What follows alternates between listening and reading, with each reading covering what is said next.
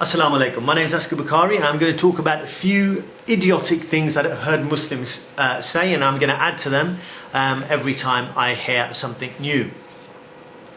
Some of them are, brother, don't use your ration, don't use your Asghar, which basically means your brain, which I find pretty shocking. How on earth can you even understand the Quran? How can you understand anything about our faith without thinking? It makes no sense at all. And yet this is the type of illogical, ignorant, backward thinking that some of these people put forward, and they hide behind it as if they hide behind a kind of a cloak of Islam to say that this is an Islamic way of thinking. Being an idiot is Islamic. The second one is, brother, don't go against your ruler. It will cause more fitna, it will cause more harm. And they quote a hadith to back this stupid, idiotic, evil way of thinking up. Their argument is basically this. They say that it will cause more harm if you rebel against your ruler. Now I ask you, just using your ration, which these people think is probably haram, use your mind. Do the people in Egypt honestly have more hardship now that Mubarak is gone? What about the Palestinians who were starving because of Mubarak's links with Israel and his refusal to open the blockade against Gaza? Is it worse or is it better?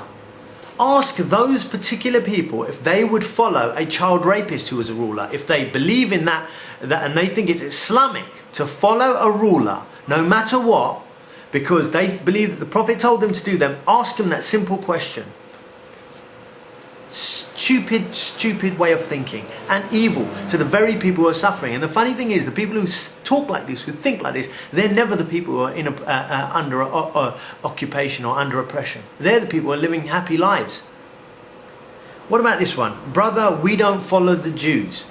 Now, why does this come up? Because often I say to the Muslims, I say, look how successful the Jewish community is in such and such a thing, lobbying, etc.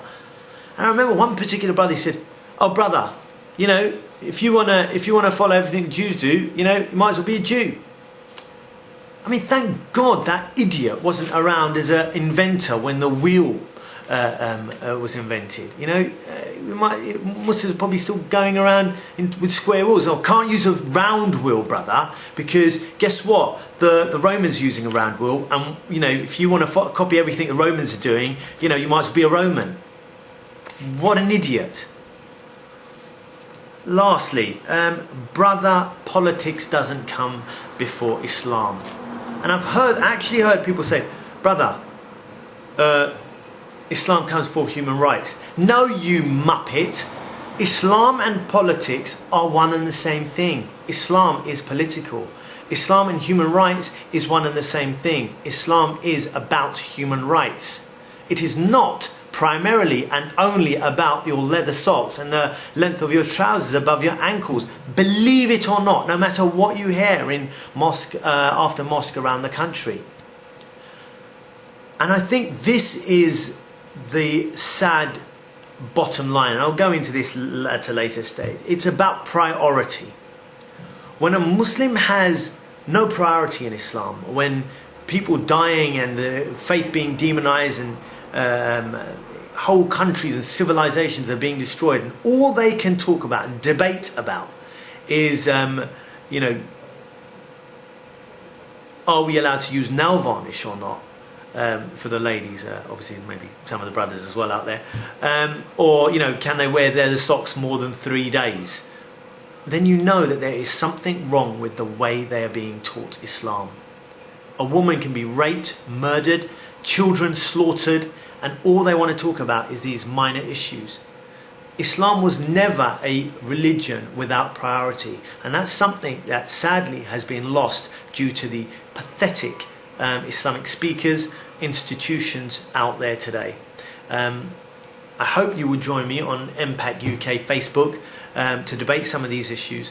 I understand that some of these people are going to be upset, and if you've got any questions, I'll make another video cast and I'll explain myself. I understand I've been a bit insultive today, but I'll try my best to insult you a lot less next time, but I can't guarantee it.